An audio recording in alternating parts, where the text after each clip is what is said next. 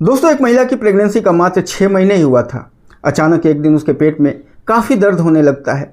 वो काफ़ी चीखने लगती है, चिल्लाने लगती है, अपने पैरों को पटकने लगती है। उसका कंडीशन काफ़ी सीरियस हो जाता है और ये चीज़ें जैसे ही घर वाले देखते हैं, तुरंत उस महिला को ले जा कर के और नज़दीक के हॉस्पिटल में एडमिट कराया जाता है। वहाँ जाने के बाद जब डॉक्टर्स भाग करके आते हैं और इस महिला की कंडीशन को देखते हैं, तो देखने के बाद डॉक्टर्स हाथ खड़ा कर देते हैं और कहते हैं कि इस महिला का अभी प्रेगनेंसी का मात्र 6 महीना हुआ है।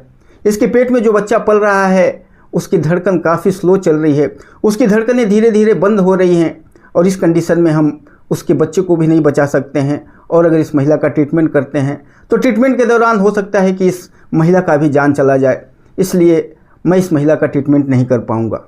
जब ये सारी चीज़ें उसके घर वाले देखते हैं तो घर वालों की हालत ख़राब हो जाती है। वो तुरंत उस महिला को लेकर के और शहर के दूसरे हॉस्पिटलों में ले जा कर के दिखाते हैं, लेकिन जिस भी हॉस्पिटल में जाते हैं सभी डॉक्टर्स हाथ खड़ा कर देते हैं और कहते हैं कि काफ़ी क्रिटिकल कंडीशन है, इसमें जच्चा और बच्चा दोनों को नहीं बचाया जा सकता है, दोनों की ही हालत ख़राब है। ये सारी चीज़ें जब होती रहती है तभी उस शहर के एक सबसे बड़े जो हॉस्पिटल होता है उसके बारे में किसी ने उसके परिवार वालों को बताया और जब उसके परिवार वाले उस बड़े हॉस्पिटल में लेकर के जाते हैं, सारी नर्सेज और सारे डॉक्टर्स वहाँ पर इकट्ठा हो जाते हैं और उस महिला की इस कंडीशन को काफ़ी देर तक देखने लगते हैं और उसके परिवार वालों को मना करने लगते हैं। कहते हैं कि अब इस महिला को बचाया नहीं जा सकता है और इसका बच्चा तो अभी मात्र 6 महीना का है, इसकी धड़कनें बंद हो रही हैं, इसलिए पहले ही हम लोग बता दे रहे हैं कि अब हम इसको बचा नहीं पाएंगे। लेकिन तभी उस हॉस्पिटल का एक बड़ा डॉक्टर वहाँ पर आता है, उसे बुलाया जाता है और डॉक्टर जैसे ही आता है और इस महिला के चेहरे को देखता है तो देखते ही उसकी हालत ख़राब हो जाती है, उसके पैरों तले ज़मीन खिसक जाता है, वो काफ़ी चिंते में हो जाता है और उसकी आंखों से आंसू बहने लग जाता है। दोस्तों, उसके बाद जब वो डॉक्टर इस महिला को देखता है तो भी सभी नर्सों से और सभी डॉक्टर से कहता है कि चाहे कुछ भी हो जाएगा, इस महिला को मुझे बचाना ही पड़ेगा और इसके पेट में जो बच्चा पल रहा है, कुछ भी होगा मैं इस बच्चे को ही बचाऊंगा। जैसे ही वो डॉक्टर ये सारी बातें कहता है, जितने भी नर्स और वह डॉक्टर वहाँ पर इकट्ठा होते हैं सभी उस डॉक्टर्स के चेहरे की तरफ देखने लगते हैं। उस डॉक्टर के चेहरे पर काफ़ी मायूसी छाई हुई थी, उसकी आंखों से आंसू बह रहा था और ये सारी चीज़ें देखने के बाद उस हॉस्पिटल में काफ़ी सन्नाटे का माहौल हो जाता है। दोस्तों, आखिर ये डॉक्टर कौन था और इस महिला को देखने के बाद उसकी इस तरह से हालत क्यों ख़राब हो गई थी? इस महिला को देखने के बाद उसकी आंखों से आंसू क्यों बहने लगे थे? और जब सारे डॉक्टर्स और सारे नर्सेज जब मना कर दिए थे कि इस महिला को बचाया नहीं जा सकता है, तब उसने ऐसा क्यों कहा था कि चाहे कुछ भी हो जाएगा मैं इस महिला को बचाऊंगा और इस महिला के पेट में जो बच्चा पल रहा है उसके लिए तो मैं अपनी जान की बाजी भी लगा दूंगा। क्या था रिश्ता इस महिला के साथ इस डॉक्टर का? पूरी कहानी को जानने के लिए इस वीडियो के लास्ट तक बने रहिएगा। दोस्तों, बहुत ही प्यारी कहानी है, बहुत ही एक मार्मिक कहानी है। इस कहानी को विस्तार से जानने के लिए आप सबसे मेरा एक ही रिक्वेस्ट है कि अगर अभी तक आपने मेरे चैनल को सब्सक्राइब नहीं किया होगा तो कृपया करके चैनल को सब्सक्राइब कर लीजिएगा, वीडियो को लाइक कर दीजिएगा और अपने दोस्तों को शेयर करना बिल्कुल मत भूलिएगा। चलिए जानते हैं पूरी कहानी को विस्तार से। दोस्तों, ये कहानी उत्तर प्रदेश के बुलंदशहर के एक छोटे से कस्बे की है। इस कस्बे में एक परिवार रहता है। उस परिवार के मुखिया का नाम कौशलेंद्र सिंह था। कौशलेंद्र सिंह PWD में एक बड़े इंजीनियर थे, इसलिए पैसे रुपए की कोई कमी इनके पास नहीं थी। शहर में कई जगह पर इनकी आलीशान बिल्डिंगें थी, कई फ्लैट्स वगैरह थे। उनके परिवार में उनकी एक पत्नी और एक ही इकलौती संतान थी जिसका नाम विनीता था। विनीता पढ़ने लिखने में पहले काफ़ी होशियार थी, काफ़ी अच्छी थी, लेकिन जैसे जैसे वो बड़ी होती जा रही थी वैसे वैसे उसका फ्रेंड सर्किल बढ़ता जा रहा था और पढ़ाई लिखाई के ऊपर कम ध्यान दे करके इधर उधर मौज मस्ती करना, घूमने फिरने में उसका ज़्यादा ध्यान लग रहा था। दोस्तों, कहा जाता है ना कि अगर एकलौता संतान हो, माँ बाप के पास पैसे रुपए की कोई कमी ना हो, तो उस संतान के ऊपर माँ बाप का प्यार जो है, लाड़ प्यार जो होता है, वो धीरे धीरे उसके संतान को बिगाड़ने लग जाता है। क्योंकि जो भी उसकी इच्छाएं होती है उसके माँ बाप हमेशा उसका पूरा कर दिया करते हैं और जिसकी वजह से वो बच्चा धीरे धीरे गलत रास्ते पर चला जाता है। ऐसा ही होता है इकलौते संतान के साथ अक्सर, और वही सारी चीज़ें जो विनीता थी इसके साथ भी हो रही थी। विनीता जैसे जैसे बड़ी होती जा रही थी वैसे वैसे उसकी जो संगत है काफ़ी बिगड़ती जा रही थी।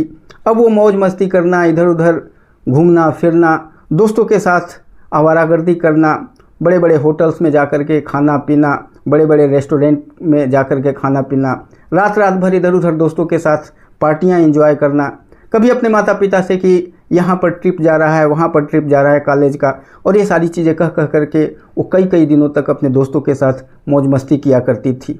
जैसे ही उसने 12th पास कर लिया था और ग्रेजुएशन में चली गई थी, तब से उसकी सारी प्रतिक्रियाएँ, सारी क्रियाएँ चलने लगी थी।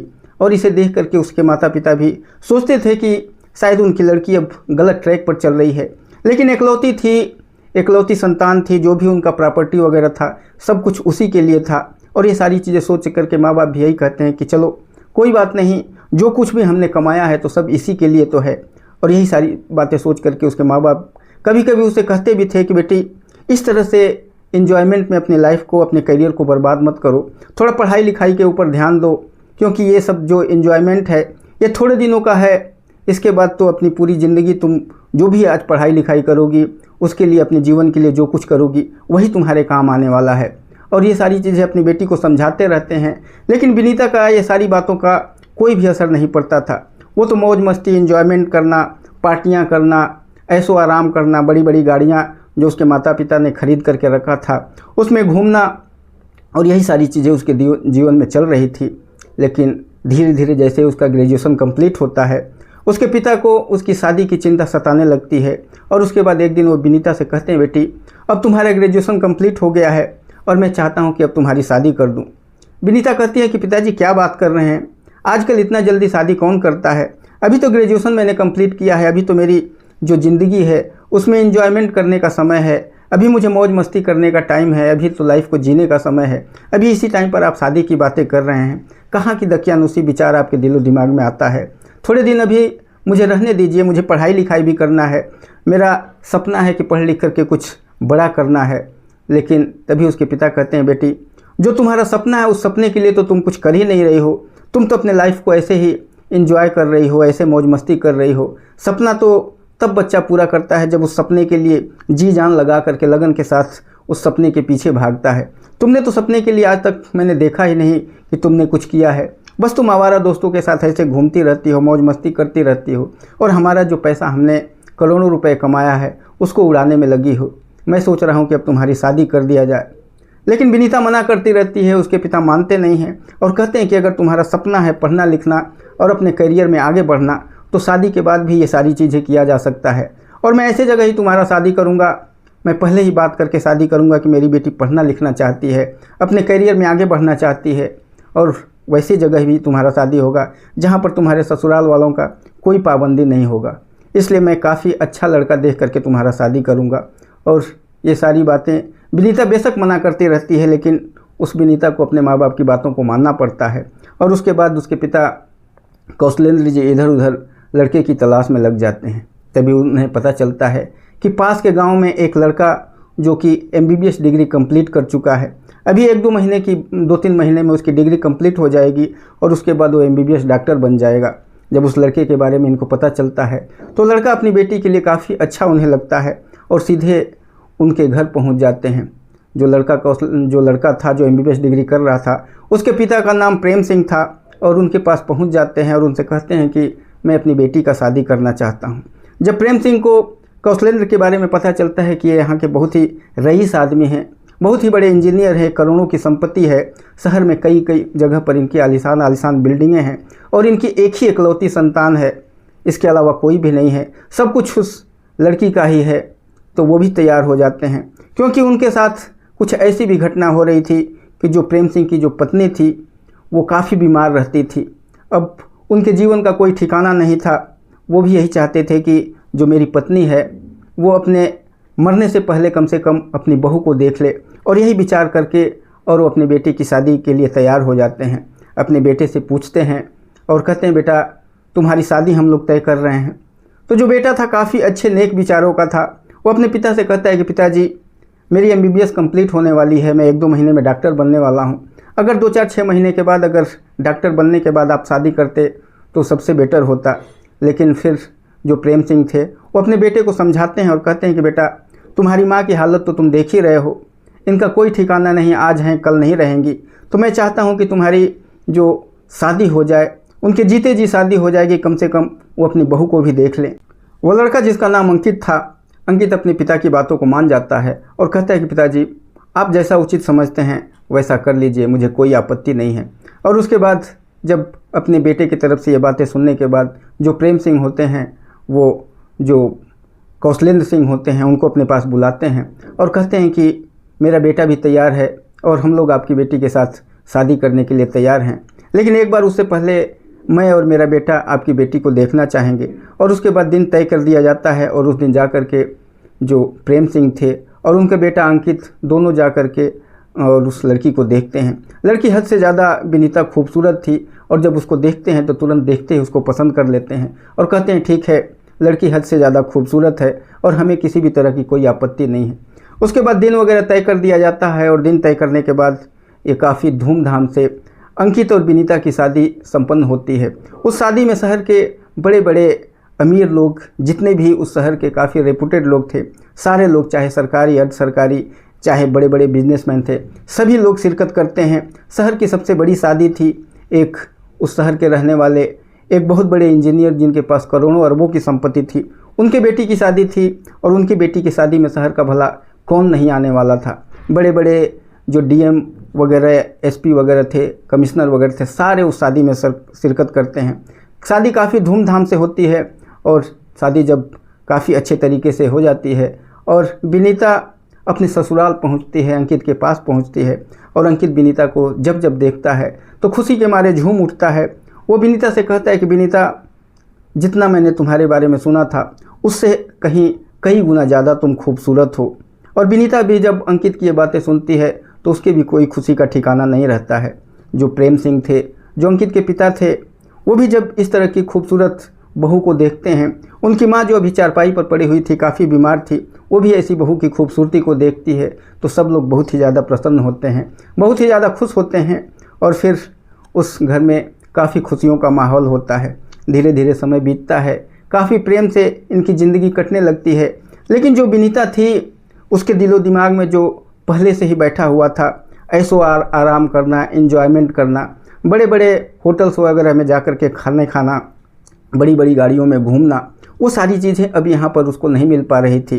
वो बहुत ही ज़्यादा परेशान होने लगती है और कई बार वो अंकित से कहती है कि देखो, तुम MBBS डॉक्टर बनने वाले हो 1-2 महीने, तुम्हारे घर में तो सुख सुविधा की कोई कमी नहीं होनी चाहिए और तुम्हें पता है कि मैं किस परिवार से बिलोंग करती हूँ। मेरे घर में ये सारी सुख सुविधाएँ थी, मेरे पास कई गाड़ियाँ थी, मैं 1-2 दिनों में गाड़ियों बदल करके चला करती थी, मैं पार्टियों में एंजॉय करती थी, मौज मस्ती करती थी, अपनी लाइफ को काफ़ी अच्छे तरीके से मैं जीती थी। लेकिन यहाँ पर आने के बाद तो तुमने एक घर के अंदर मुझे बंद करके रख दिया है। इस तरह से मुझे काफ़ी घुटन सा महसूस हो रहा है। मेरे लिए कुछ गाड़ी वगैरह का बंदोबस्त कराइए, और मैं थोड़ा बहुत पार्टी वगैरह का काफ़ी शौकीन हूँ और ये सारी चीज़ें मुझे काफ़ी अच्छा लगता है। लेकिन जो अंकित था वो सीधे तौर पर उसे मना कर देता है और कहता है कि ये सारी चीज़ें जो तुम्हारे दिमाग में जो फितूल पहले का भरा हुआ था वो सारी चीज़ें निकाल दो, क्योंकि ये हमारा परिवार है और यहाँ जो मेरे माता पिता हैं एक छोटे से किसान हैं और किसी भी तरह से मेहनत मजदूरी करके इन्होंने मुझे पढ़ा लिखा करके आज एक डॉक्टर तक पहुँचाया है और इसलिए मैं अपने माता पिता के हिसाब से ही चलता हूँ।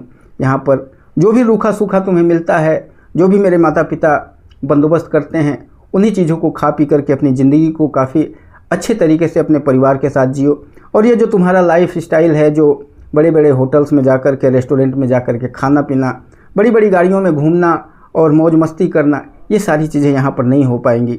ये सारी चीज़ें भूल जाओ और अपने परिवार के हिसाब से, अपने सास ससुर के हिसाब से चलने की कोशिश करो। ये सारी बातें जब विनीता सुनती है तो उसे बहुत ही ज़्यादा तकलीफ़ होने लगती है, वो बहुत ही ज़्यादा दुखी हो जाती है और कहती है कि नहीं, इस तरह से तो मैं इस परिवार में, इस घर में नहीं रह पाऊँगी।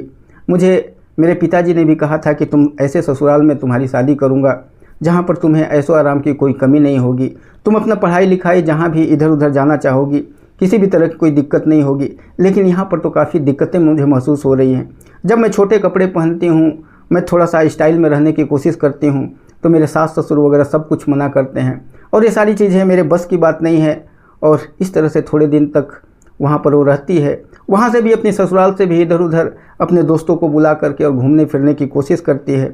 उसके सास ससुर उसे बार बार रोकते रहते हैं, टोकते रहते हैं और कहते हैं, बेटी ये अच्छा व्यवहार नहीं है तुम्हारा, तुम एक अच्छी लड़की हो, एक अच्छे परिवार से बिलोंग करती हो, तुम्हारा पति एक डॉक्टर बनने वाला है, लेकिन तुम इस तरह से अपने दोस्तों को बुला करके और मौज मस्ती करोगी, छोटे छोटे कपड़े पहनोगी और इधर उधर करोगी, तो ये सारी चीज़ें बर्दाश्त से बाहर है। अपने आप को सुधारो, अपने आप को बदलो। लेकिन जो विनीता थी उसके अंदर कहाँ बदलाव आने वाला था।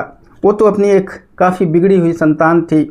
उसका लाइफ ही इस तरीके का था कि बड़ी बड़ी पार्टियाँ करना, मौज मस्ती करना, खाना पीना, बड़ी बड़ी गाड़ियों में घूमना, रेस्टोरेंट वगैरह में, नाइट पार्टी, नाइट क्लब वगैरह में एंजॉय करना, ये सारी चीज़ें उसकी दिनचर्या थी। और जब इस तरह से घर में वो कैद हो जाती है तो उसे बहुत ही ज़्यादा बुरा लगने लगता है।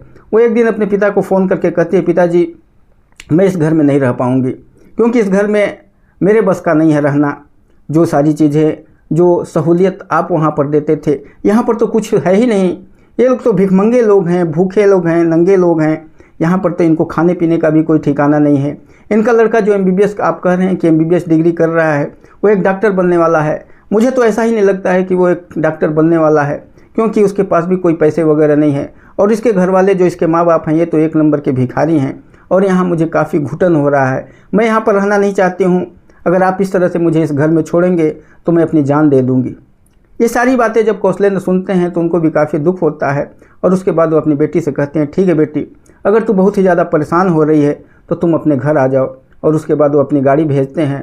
और जब गाड़ी वहाँ पहुँचती है और प्रेम सिंह देखते हैं कि गाड़ी आ गई है, वो पूछते हैं कि आखिर ये गाड़ी किस लिए है। तो जो ड्राइवर आया होता है वो कहता है कि जो कौशलेंद्र जी हैं उन्होंने गाड़ी भेजा है और उनकी बेटी को लेकर के जाना है। प्रेम सिंह जब ये बातें सुनते हैं तो बहुत ही उनको धक्का लगता है और सोचते हैं कि आखिर मुझसे किसी ने बात भी नहीं किया है और अचानक इसको बुला ले रहे हैं। लेकिन वो लोग कुछ बोलते नहीं हैं। और जो कौशलेंद्र का डॉक्टर होता है उनकी लड़की विनीता को लेकर के और कौशलेंद्र के पास पहुंच जाता है। वहीं पर जाती है, अपने पिता के पास रहती है और अपने पिता को सारी चीज़ें बताती है कि ऐसा ऐसा उस परिवार में चल रहा है, मैं उस परिवार में नहीं रह पाऊंगी। कौशलेंद्र जी उसको काफ़ी समझाने की कोशिश करते हैं और कहते हैं, ठीक है बेटी, थोड़े दिन तुम यहाँ पर रहो, तुम्हारे ससुराल वाले भी धीरे धीरे हो सकता है कि सुधर जाएंगे और उसके बाद तुम वहाँ पर चले जाना। और उसके बाद वहीं पर वो रख लेते हैं। वहाँ पर जैसे ही विनीता रहने लगती है, विनीता की वो सारी पुरानी आदतें फिर से शुरू हो जाती हैं। वो दोस्तों के साथ इधर उधर मौज मस्ती, घूमने फिरने और इन्जॉय करने लग जाती है। बड़े बड़े होटल्स वगैरह में, पार्टियों में, नाइट क्लब्स वगैरह में इधर उधर घूमने लग जाती है, अपने पिता से बोल करके और चली जाया करती हैं। उसके पिता कभी कभी मना भी करते हैं, लेकिन वो कुछ भी नहीं मानती है। लेकिन सोचने वाली ये बात थी कि जब ये वहाँ से अपनी ससुराल छोड़ करके अपने मायके गई थी, उस टाइम ये 1 महीने की प्रेग्नेंट थी। ये प्रेग्नेंट हो चुकी थी, लेकिन उसे इसका आभास भी नहीं था कि वो प्रेग्नेंट हो चुकी है। और वहाँ जा कर के अपने पिता के घर पर इधर उधर पार्टियों में मौज मस्ती करने लगती है, घूमने लगती है, एंजॉय करने लग जाती है। और धीरे धीरे जब समय बीतता है तो उसे एहसास होता है कि अब उसे जो पति है उसका, जो वहाँ पर, उसको छोड़ देना चाहिए, क्योंकि उसके साथ मेरी ज़िंदगी नहीं कट पाएगी। और उसके बाद जो अपने पति अंकित को वो तलाक का नोटिस भिजवा देती है और थोड़े ही दिनों में इन दोनों के बीच में तलाक हो जाता है। तलाक होने के बाद ये वहीं पर रह करके अपने जो पति, जो अपने पिता थे, उन्हीं के पास रहने लगती है, अपनी लाइफ को एंजॉय करने लग जाती है, मौज मस्ती करने लग जाती है। और इधर जो अंकित था, अंकित ने MBBS डिग्री कंप्लीट कर लिया था और MBBS डिग्री कंप्लीट करने के बाद वहीं पर एक बड़े हॉस्पिटल में काफ़ी बड़े पोस्ट पर एक बड़ा डॉक्टर बन जाता है। वो वहाँ पर एक बड़ा गायनोकोलॉजिस्ट बन जाता है और बड़े से हॉस्पिटल में काफ़ी अच्छे तरीके से अपना सेवा देने लग जाता है। दोनों की ज़िंदगी जो थी अलग अलग हो चुकी थी, दोनों की जो रास्ते थे वो अलग अलग हो चुके थे। जो विनीता थी वो अपने पिता के घर पर रह करके अपनी मौज मस्ती करने लग जाती है, इंजॉयमेंट करने लग जाती है। और इधर अंकित एक बड़े से हॉस्पिटल में एक बड़ा डॉक्टर बन जाता है। जैसे ही जो विनीता थी उसको 6 महीने बीतते हैं और जब उसकी प्रेगनेंसी धीरे धीरे 4-5 महीने के बाद जब टाइम बीतने लगता है, उसके पेट बाहर निकलने लगते हैं, तो जो उसके दोस्त थे, जो उसके साथ एंजॉयमेंट कर रहे थे, मौज मस्ती कर रहे थे, वो भी धीरे धीरे उससे कन्नी काटने लग जाते हैं और कहते हैं कि तुम तो प्रेग्नेंट हो यार, तुम्हारे साथ अब इस तरह से पार्टी वगैरह अच्छा नहीं लगता है हम लोगों को। और सारे दोस्त धीरे धीरे अलग हो जाते हैं। और जैसे ही 6 महीना इसका बीतता है विनीता का, एक दिन अचानक से रात को सोई होती है और उसे पेट में बहुत ही ज़्यादा दर्द होने लगता है। वो बहुत ही ज़्यादा परेशान हो जाती है, वो अपने पैरों को पीटने लगती है, चीखने लगती है, चिल्लाने लगती है। और ये सारी चीज़ें जब उसके पिता देखते हैं तो भाग करके आते हैं और उसे अपनी गाड़ी में डलवा करके और लेकर के नज़दीक के हॉस्पिटल में पहुंचते हैं। जब हॉस्पिटल में पहुंचते हैं, वहां जाकर के जब हॉस्पिटल में एडमिट कराया जाता है तो डॉक्टर्स उसे देखने के बाद चेकअप वगैरह करते हैं। चेकअप करने के बाद कहते हैं कि इसकी प्रेगनेंसी तो मात्र अभी 6 महीने की है। जो इसका बच्चा इसके पेट में जो पल रहा है उसकी जो धड़कन है रुक रुक करके चल रही है, इसलिए शायद अब इस बच्चे को तो बचा नहीं पाएंगे हम लोग, और अगर इसका ट्रीटमेंट करेंगे तो ट्रीटमेंट के दौरान इसको भी मुश्किल है बचाना, इसलिए जच्चा और बच्चा दोनों की जान को खतरा है और हम लोग ये ट्रीटमेंट नहीं कर पाएंगे। जब डॉक्टर्स हाथ खड़ा कर देते हैं तो जो कौशलेंद्र जी होते हैं बहुत ही ज़्यादा परेशान हो उठते हैं। अब वो इधर उधर उस शहर के कई बड़े बड़े हॉस्पिटल्स में लेकर के उसे जाते हैं, लेकिन हर जगह उसे एडमिट करने से मना कर दिया जाता है। हर जगह डॉक्टर्स हाथ खड़ा कर देते हैं और कहते हैं कि इसको तो बचाया ही नहीं जा सकता है, इसका बच्चा तो बचेगा ही नहीं और शायद इसको भी नहीं बचाया जा सकता है। और ये सारी चीज़ें देख करके कौशलेंद्र जी फूट फूट करके रोने लगते हैं। उनकी पत्नी दहाड़े मार मार करके रोने लगती है और ये लोग सोचने लगते हैं कि एकलौती संतान थी, एकलौती बेटी थी, आज ये भी हमारे साथ हमारे जीवन से जुदा होने जा रही है। और यही सोच सोच करके वो बहुत ही ज़्यादा परेशान होते हैं। तभी एक व्यक्ति उनके पास आता है और कहता है कि देखिए, इस शहर का एक बड़ा हॉस्पिटल है, वहाँ पर काफ़ी अच्छे डॉक्टर्स हैं, वहाँ पर लेकर के जाइए, हो सकता है कि आपकी बेटी का कुछ ट्रीटमेंट हो जाए। जब ये बातें कौशलेंद्र जी को पता चलता है तो तुरंत अपनी बेटी को लेकर के उस हॉस्पिटल में पहुँचते हैं। वहाँ जैसे ही जाते हैं, वहाँ पर जितने नर्स वगैरह थी, जितने डॉक्टर्स वगैरह थे, सारे लोग जब इकट्ठा होकर के और उसकी हालत को देखते हैं तो सबके आंखों से आंसू बह जाता है। सभी लोग हाथ खड़ा कर देते हैं, कहते हैं कि नहीं, बहुत ही ज़्यादा मुश्किल है, इस बच्चे की धड़कन तो बिल्कुल रुक रुक करके चल रही है और शायद इस कंडीशन में हम लोग जच्चा और बच्चा दोनों को बचा नहीं पाएंगे। तभी वहाँ का जो बड़ा डॉक्टर था, उस डॉक्टर को बुलाया जाता है, जो बड़ा डॉक्टर था, काफ़ी उसका एरिया में नाम था, जो थोड़े ही दिनों में बहुत ही ज़्यादा प्रभावशाली वहाँ पर हो गया था। उसको बुलाया जाता है जिसका नाम अंकित था। अंकित जैसे ही आता है, अंकित जब इस लड़की को देखता है, इस महिला को देखता है जिसका नाम विनीता था, विनीता की हालत को देखता है तो देखते ही उसके पैरों तले ज़मीन खिसक जाती है, उसके आंखों से आंसू बहने लग जाता है, क्योंकि विनीता कोई और नहीं थी, उसी अंकित की तलाकशुदा पत्नी थी, जो कि अभी मात्र 6 महीने पहले ही इसको तलाक दे दिया था उसने। जब अंकित विनीता को देखता है तो उसकी हालत ख़राब हो जाती है और जब सारे डॉक्टर्स और सारी नर्सेस जब मना कर दी थी कि इसको बचाया नहीं जा सकता है, तभी अंकित कहता है कि नहीं, चाहे कुछ भी होगा मैं इसे बचाऊंगा, इसके पेट में जो बच्चा पल रहा है, इस बच्चे को तो मैं इस दुनिया में लेकर के ही आऊँगा, क्योंकि ये मेरा एक अमूल्य रत्न है। ये सारी बातें जब डॉक्टर्स और नर्सेज सुनती हैं तो सबकी आंखें अंकित की तरफ ही घूम जाती हैं, सभी बार बार अंकित को ही देखने लगती हैं। तभी अंकित कहता है कि आप लोग इसके ट्रीटमेंट की तैयारियां करिए, इसका चेकअप वगैरह करिए और इसको किसी भी हालत में बचाना ही है। उसके बाद उसका ट्रीटमेंट वगैरह शुरू हो जाता है। तभी नर्सेज और जो डॉक्टर्स, लेडी डॉक्टर होती हैं, अंकित से कहते हैं कि सर, इसके शरीर में ब्लड की काफ़ी कमी है और इसका ब्लड ग्रुप बी नेगेटिव है और यहाँ पर आसपास में जो हमारा ब्लड बैंक वगैरह है इसमें बी नेगेटिव ब्लड है ही नहीं, इसके ब्लड को कहाँ से बंदोबस्त किया जाएगा, और अगर तुरंत आधा 1 घंटे के अंदर अगर इसको ब्लड नहीं चढ़ाया जाएगा तो इस जच्चा और बच्चा दोनों को नहीं बचाया जा सकता है। और ये सारी बातें जैसे ही अंकित सुनता है कि कहीं भी ब्लड नहीं मिल रहा है तो बार बार जो विनीता थी, इसके पिता भाग भाग करके कई जगह लोगों को भेजते हैं, कई ब्लड बैंक वगैरह में भेजते हैं, लेकिन कहीं भी बी नेगेटिव ब्लड उस टाइम पर, उस रात को जब नहीं मिलता है तो जो विनीता के पिता थी वो भी फूट फूट करके रोने लगते हैं, उनकी माँ भी रोने लगती है। तभी जो अंकित है वो डॉक्टर्स को इकट्ठा करता है और कहता है कि आप लोग परेशान मत होइए। जो उसके पिता थे विनीता के, उनको भी अपने पास बुलाता है, उनकी माँ को भी बुलाता है, वो कहता है कि आप लोग परेशान मत होइए, जो इसका ब्लड ग्रुप बी नेगेटिव है, मेरा भी जो ब्लड ग्रुप है वो भी बी नेगेटिव ही है, इसलिए मेरा ब्लड चढ़ाइए। डॉक्टर से सारी चीज़ें देख करके सन्न रह जाते हैं और तुरंत उनको वहाँ पर एडमिट करके और उनका ब्लड वगैरह निकाला जाता है और निकाल करके विनीता को चढ़ाया जाने लगा था। कई यूनिट ब्लड निकाल करके जब विनीता को चढ़ाया जाता है तब विनीता की हालत थोड़ा सा स्थिर होती है। बच्चे की भी हालत, जो बच्चे की भी जो धड़कन है वो भी धीरे धीरे स्मूथ होने लगी थी। और ये सारी चीज़ें देख करके जो डॉक्टर्स थे काफ़ी दंग हो गए थे। थोड़ी देर के बाद सीजरियन करके और बच्चे को बाहर निकाल दिया जाता है और बच्चे को ले जा कर के NICU में डाल दिया जाता है, जहाँ पर छोटे छोटे बच्चों की देखरेख किया जाता है। जो कि प्री मैच्योर बच्चे पैदा होते हैं उनको वहाँ पर NICU में डाल करके और उनकी देखभाल किया जाता है। कई महीने तक वहाँ पर NICU में उनको रखना पड़ता है, तब जाकर के बच्चे धीरे धीरे प्रोग्रेस होता है उनका।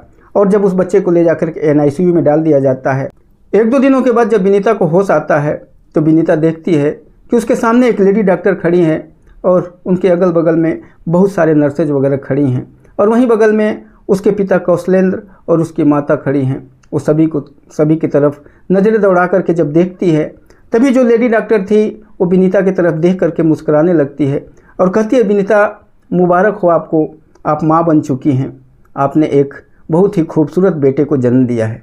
विनीता जैसे ही ये बातें सुनती है, विनीता के खुशी का कोई ठिकाना नहीं रहता है, उसका चेहरा बिल्कुल खुशी से दमक उठता है और वो इधर उधर अपनी नज़रें दौड़ाने लग जाती हैं। तभी जो डॉक्टर थी वो कहती है, आप परेशान मत होइए, आपका बेटा प्रीमैच्योर था, 6 महीने में ही आपने बेटे को जन्म दिया था, इसलिए आपके बेटे को हमने एनआईसीयू में रखा है। अभी 1-2 महीने वो एनआईसीयू में रहेगा, लेकिन चिंता करने की कोई ज़रूरत नहीं है, आपका बेटा बहुत ही ज़्यादा खूबसूरत है, आपसे भी ज़्यादा खूबसूरत आपका बेटा है और किसी भी तरह की कोई भी सोचने वाली बात नहीं है, वो बिल्कुल हष्ट-पुष्ट है और 1-2 महीना में हम उसको बिल्कुल ठीक करके और आपके हाथों में दे देंगे, आप माँ बन चुकी हैं। और ये सारी बातें जब विनीता सुनती है तो खुशी के मारे झूम उठती है। वो अपने पिता की तरफ देखती है तो उसके पिता कौशलेंद्र जी भी हाँ में गर्दन हिलाते हैं और कहते हैं, हाँ बेटी, तुझे खुश होने की ज़रूरत है, अब तुम माँ बन चुकी है। और ये सारी बातें जब होती है तो जो विनीता डॉक्टर्स की तरफ देख करके कहती है कि मैडम, आप लोगों का बहुत बहुत शुक्रिया, आप लोगों का शुक्रिया अदा मैं कैसे करूँगी, मुझे पता ही नहीं चल रहा है कि मुझे सारे हॉस्पिटल्स के लोगों ने जब मना कर दिया था, सब ने कह दिया था कि अब इस जच्चा और बच्चा दोनों को नहीं बचाया जा सकता है, लेकिन आप लोगों के मेहनत की वजह से आज मैं भी बची हूँ और मेरा बेटा भी इस दुनिया में आया है, मैं जीवन भर आप लोगों का ऋणी रहूँगी। और इतना कहने के बाद जब उसकी आंखों से आंसू बहने लग जाता है, तभी वो डॉक्टर्स उसकी तरफ देखती है और कहती है कि आप हम लोगों का शुक्रिया अदा न करें, ये शुक्रिया अदा तो आप उस व्यक्ति का करें जिसने आपकी ज़िंदगी को अपना खून दे करके बचाया है। आपके बेटे को इस दुनिया में लाने के लिए उसने वो सारे जतन किया है, इतना मेहनत किया है उस व्यक्ति ने जिसके बारे में कल्पना भी नहीं किया जा सकता है। वो आप 1-2 यूनिट जब आपके लिए ढूंढा जा रहा था तो शहर में कहीं भी आपके लिए खून नहीं मिल रहा था, लेकिन उस व्यक्ति ने अपना 4-4, 5-5 यूनिट दे करके और आपकी ज़िंदगी को बचाया है, आपके बच्चे को बचाया है। और इतना कहने के बाद जो डॉक्टर जैसे ही अपनी आवाज़ को विराम देती है, तभी जो विनीता थी उस डॉक्टर्स की तरफ देखती है और कहती है कि मैडम, कौन है वो इंसान, कौन है वो भगवान जिसने हमें ज़िंदगी दी है, हमारे बच्चे को जीवन दिया है, उससे एक बार मुझे मिला दीजिए। तभी वो डॉक्टर विनीता को कहती है कि बिल्कुल आराम से उठिए, अभी आपका ऑपरेशन हुआ है और आइए मेरे साथ, मेरे कंधों का सहारा लेकर के, और यहीं बगल में उनका चैम्बर है, वो यहाँ के सबसे बड़े डॉक्टर हैं और उनके पास मैं आपको लेकर के चलती हूँ। विनीता उस डॉक्टर्स का और उस नर्सों का कंधों का सहारा लेकर के और उसके चैम्बर तक पहुँचती है, और जैसे ही चैम्बर में पहुँचती है तो देखती है कि सामने चेयर के ऊपर एक व्यक्ति बैठा हुआ है। वो व्यक्ति कोई और नहीं, उसी का पति अंकित था। अंकित को जैसे ही वो देखती है, विनीता बिल्कुल शॉक्ड हो जाती है, बिल्कुल उसके जो चेहरे के जो भाव थे वो बदल जाते हैं, उसके आंखों से आंसू बहने लग जाते हैं और वो तुरंत उसके नज़दीक जाती है। जैसे ही नज़दीक जाती है वैसे ही अंकित कहता है, विनीता जी कैसी हैं आप, ठीक तो हैं, किसी भी तरह का कोई परेशानी तो नहीं है। वहाँ पर जो चेयर लगा हुआ था वहाँ पर उसको विनीता को बैठाया जाता है और विनीता जब अंकित की तरफ देखती है, लगातार उसकी आंखों से आंसू बहने लगते हैं और कहती है कि आपने मुझे बचाया है, आपने मुझे जीवन दान दिया है। जिस पति को मैंने हमेशा नकारा, आवारा कहती रही, जिसे भूखा और नंगा कहती रही, उस पति ने मुझे जीवन दिया है, उस पति ने मेरे बेटे को इस दुनिया में लाया है। मैं किस तरह से आपका शुक्रिया अदा करूंगी। वो बार बार उसके पैरों की तरफ गिरने की कोशिश करती है, उसके पैरों को पकड़ने की कोशिश करती है, लेकिन वो इस कंडीशन में नहीं थी कि उसके पैरों को पकड़ पाए। उसकी हालत काफ़ी ख़राब थी, उसका सिजेरियन हुआ था। बार बार जो डॉक्टर्स थे उसको मना करते हैं कि जाने दीजिए, आप इस तरह से मत करिए। अंकित खड़ा हो जाता है अपने चेयर से और विनीता के नज़दीक आता है और कहता है कि विनीता जी, आपने भले ही मुझे भूखा, नंगा या जो कुछ भी कहा, लेकिन आज आपके साथ ऐसी जटिल समस्या हो गई थी और आपको किसी न किसी तरीके से तो मुझे बचाना ही था। आपके शरीर में खून की कमी हो गई थी तो मैंने अपना ब्लड दिया। मैंने कोई बहुत बड़ा उपकार आपके ऊपर नहीं किया, क्योंकि आपके पेट में जो बच्चा पल रहा है वो मेरा ही अंश है। इसलिए मैं बच्चे को अपने इस दुनिया में चाहे कुछ भी हो जाएगा आना ही था उसको, उसके लिए मैंने ये सारी चीज़ें किया। कोई भी बाप, जो कोई भी पिता हो, अपनी ज़िंदगी, अपना जो जीवन का कुर्बान कर सकता है, लेकिन अपने सामने अपने बेटे को किस तरह से इस दुनिया में नहीं आने दे सकता है। इसलिए मैंने अपने बेटे के लिए सब कुछ किया है, जो कुछ मुझसे बन पड़ा है वो सारी चीज़ें मैंने किया है। और इतना कहने के बाद जो अंकित था उसके भी आंखों से आंसू बहने लग जाता है। इधर विनीता भी रो रही थी, अंकित भी रो रहा था, और वहाँ पर जितने भी हॉस्पिटल के स्टाफ थे, जितने भी डॉक्टर्स थे, जब सबको ये पता चल जाता है कि ये जो महिला है ये इसी डॉक्टर अंकित की पत्नी है, तो सब पहले तो काफ़ी दुखी होते हैं, लेकिन इन दोनों को आसपास में देख करके इनको खुशी भी हो रही थी। धीरे धीरे दोनों के बीच में बातें होने लगती है। जो अंकित था वो विनीता से कहता है कि देखिए, आपका बच्चा अभी NICU में है, मेरे देखभाल में रहेगा, 1-2 महीने ये यहाँ पर NICU में रहेगा, मैं इसको देखभाल करता रहूँगा, लेकिन कल परसों आपको डिस्चार्ज कर दिया जाएगा और आप अच्छे तरीके से अपने घर जा सकती हैं। किसी भी तरह का कोई तकलीफ़ नहीं है और आप चिंता मत करिएगा, ये बच्चा मेरा भी है, मेरा भी अंश है, मैं इसको अच्छे तरीके से देखभाल करता रहूँगा और आपकी गोद में ले आकर के 1-2 महीने के बाद ये बच्चा डाल दूँगा। उस बच्चे को ले जा कर के NICU में, विनीता को ले जा कर के अंकित NICU में बच्चे को दिखाता है। जब बच्चे का वो चेहरा देखती है तो उस बच्चे का चेहरा बिल्कुल ही अंकित के जैसे ही था। और ये जब उसको विनीता देखती है तो एक बार बच्चे को देखती है तो एक बार अंकित को देखती है, लगातार उसके आंखों से आंसू बहता रहता है और फिर अंकित की तरफ देखती है और कहती है कि आपने मेरे जीवन को बचाया है, मेरी ज़िंदगी को बचाया है। मैंने अपने जीवन में बहुत ही बड़ा भूल कर दिया था, आपको त्याग कर दिया था, अपनी ऐशो आराम, अपनी मौज मस्ती और इन सारी चीज़ों की वजह से मैंने ये सारे गलत कदम उठाए थे, इसके लिए मुझे माफ़ कर दीजिए। तभी अंकित कहता है कि विनीता, ये सारी चीज़ें तो परवरिश के ऊपर होती हैं। तुम्हें जो माता पिता ने जैसा तुम्हें परवरिश दिया था, जो गुण तुम्हारे अंदर माता पिता ने दिया था, उसके वजह से तुमने सारी चीज़ें किया था। मुझे कोई तकलीफ़ नहीं है। कहते हैं कि इकलौता संतान अगर होता है और माता पिता के पास अरबों खरबों की, करोड़ों की संपत्ति हो तो बच्चा बिगड़ना लाजमी है। मैक्सिमम बच्चे बिगड़ जाते हैं, कुछ बच्चे ठीक भी होते हैं, लेकिन ज़्यादातर 80-90% बच्चों के बिगड़ने के चांस होते हैं। और वही सारी चीज़ें तुम्हारे साथ हुआ था, तो मुझे इसका कोई तकलीफ़ नहीं है।